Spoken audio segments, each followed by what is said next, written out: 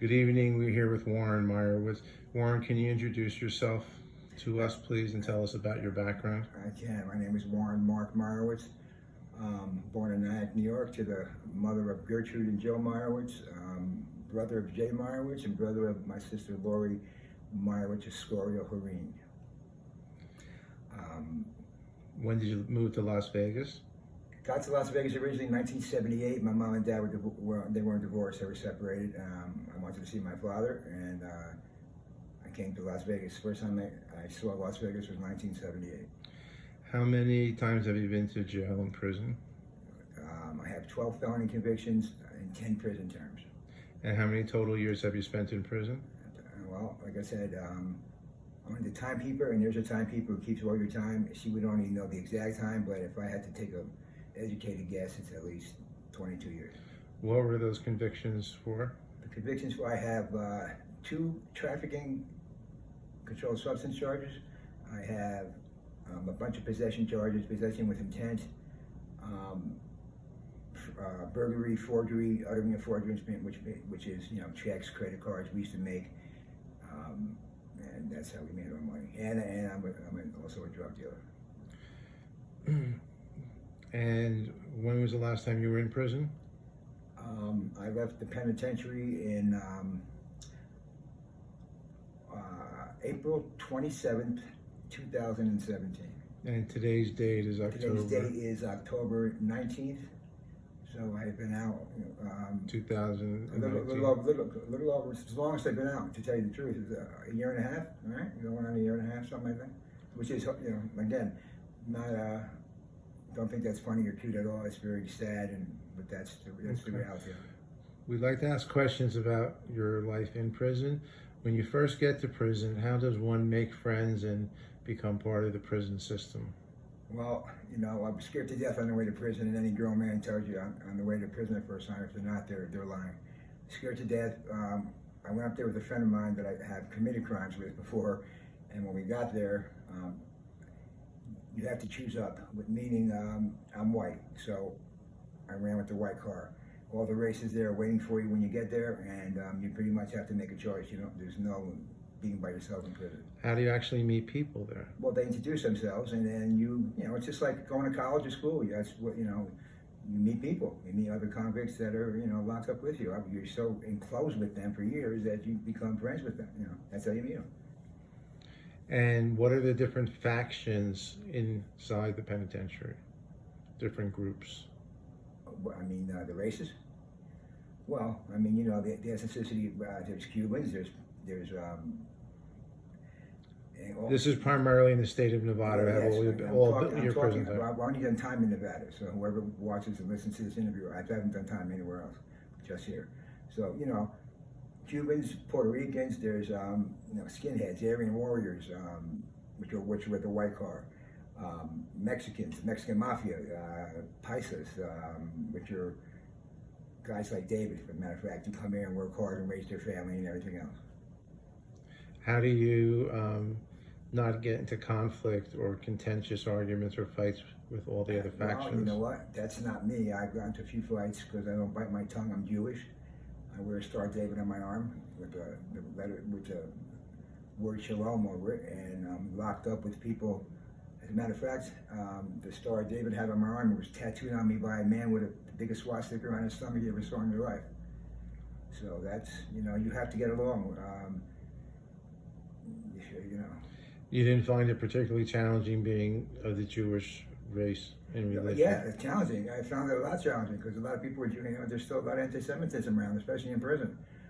But the white gangs in prison aren't really a racist gang. They're down for the progression of the white people, of themselves. So when you get to prison, the races are huge. So the white boys make sure they stick together and follow. There's rules we have to follow, and there's riots and fights in prison, and you have to, you hang with your own. That's just what you do. Including Aryan Brotherhood or white supremacists or neo-Nazis? Which here in Nevada, and everybody knows what's here. We have a white supremacist gang called the Aryan Warriors. We have a gang called the Outlaw Nazi Skinheads. There is one called God Forgives It, Brotherhood Don't, the Broken Dreams. Then your regular Peckerwoods and your There's so many, but it's a skinheads. How do you navigate them and deal with them? Because I tell them, listen, this is one Jew that you're not going to put in an oven. To tell you the truth, I'm a concentration camp survivor. My whole family's from Eastern Europe, and I have relatives who died there. So I also have relatives screaming to the grave at me not to put up any bullshit. So if I see somebody who I know who doesn't like me, I get right in their face and say, let's hand. If you don't like Jewish people, I live in 27. We can go up there and handle it right now. If not, get away from me. And you haven't had any fights with skinheads or Aryan Brotherhood yes, I have. over being Jewish? Not so much over being Jewish, over me expressing myself. But the Aryan Warriors, if you can't direct the Bay order, a direct order, which they think, whatever, they think you're the SS. First of all, they're not real Aryans because they can't spell the word white. What they do is they're all doing life in prison now because they've been RICO'd by the RICO Act, and for extortion and everything else. You know what they're extorting? They're not extorting blacks, Mexicans, they're extorting their own race, white people. Okay, so that tells you something about the Aryan Warriors and most of the white guys in this state. Not all of them, some of them. It's nauseating. What have you experienced, to change the subject briefly from inside, when you've been released and been processed on or off parole? You're experiencing trying to find a adequate job that you would be comfortable, happy with, and produce a living wage. What is the process, and what happens, and what have been the obstacles? Well, the process is they let you out when your date comes and you make a parole or you expire your sentence. The Nevada Department of Corrections, as they're called now, will transport you to parole and probation. The guys who don't have any parole or probation will just get off there and go where they're going.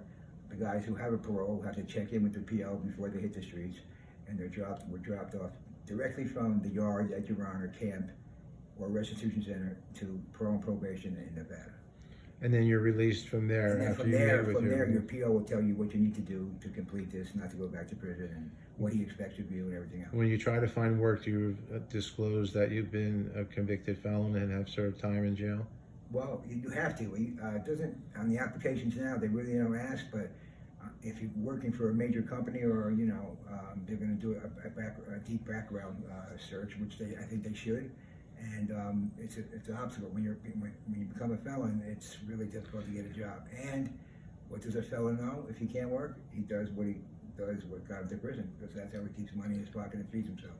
And how do you currently keep money in your pocket and feed yourself? How I keep currently money in my pocket? Well, I am, can I just say what I feel, for real? I'm fighting a case right now. I'm going to be honest with you, and they're trying to give me life in prison as we speak. It was under some circumstances, and a lot of them, and I'm not using actually an excuse, but that's exactly what happened. And that's right now I can't do anything, and I don't have any money in my pocket. How were you getting money prior to this in the last 7 months, 8 months, a year since you've been out of job, out of prison? A little bit of this, a little bit of this, and a little bit of that. And if anybody's listening to this interview, then you know what I'm talking about, what I did to put money in my pocket. I sold some drugs, and I'm a junkie, I'm a drug addict, and basically sold drugs as part of my habit. Last few years I got a lot of line, and I was making some money, and I got myself. What happens when you apply for jobs? What do they tell you? They tell you, as Amazon told me, we have to live without you, Mr. Meyerowitz. Once I had my third interview at Amazon, which would have been a great job for me, $27 an hour, and once I made my third interview, I don't ever not get a job because I know how to talk, obviously. And the gentleman met me at the door who was doing the third interview and said, "Sorry, sir, we're going to have to live without you." And did they tell you why? And he didn't have to tell me why. He ran me, and living without you means I don't need you or my company. I'm like, be honest with you folks out there, I wouldn't hire myself if I came in and saw my record. My record's atrocious. Is this a recurrent pattern when you try to find gainful employment? Yes, recur, yes, sir. What's the only type of employment you've been able to keep the last several years? Well, I came home from a work release program called Casa Grande here in Nevada, great program. You get there, you have to go out for work and find a job, so you're actually out there in the public for your whole time. You're doing your time there. You go to work and you come home. I worked for 7-Eleven for 24 months. And you know what? And didn't mind it and didn't care and loved it. And I might go back to work there as we speak, real soon, this week maybe. Well, did you continue at 7-Eleven? After release? Yes. Yes, for a little bit, for a little while. Then my legs, it's a long story for my family, I have bad legs, they acted up and I couldn't work. Are you able to get gainful employment now based on your 12 felony convictions and 22 years in prison? Yeah, I can get gainful employment, but the only gainful employment I'm getting is minimum wage, and I've come to that conclusion. And I'm not saying I could not get hired with one of the major companies, but so far What has been the overall theme that they've told you? It's because of your felony because of your conviction? background. Yes, I'm getting denied because of my background, and I understand. that. I think we should have a chance, but some people will give you a chance. Some people. I talked to a lady at social service one time. She said, "Listen, sir, your record's atrocious. You're going to put on a Teflon coat. You're going to get more no's than you're going to RES, but somebody is going to look at you one time and say, I'm going to give this guy a break, and you're going to get your break." Have you had an opportunity since you've been in prison for almost 20 years, to have vocational education and training so you can have a specific job when you get out? I have no vocational training or education. I mean, I'm not stupid, obviously. There's nothing for you in prison here in Nevada. There's no programs. They don't do anything for you when you're in. And I really, don't know how to do much, but other than that, your regular stuff when you're actually growing up. I mean, I can work and I can learn if given the opportunity. So no specific job training, vocational training, and social service support within the Department of Corrections while you're spending time as an inmate. Well, now, if I can tell you something, social services. I've been locked up a long time, as I told you.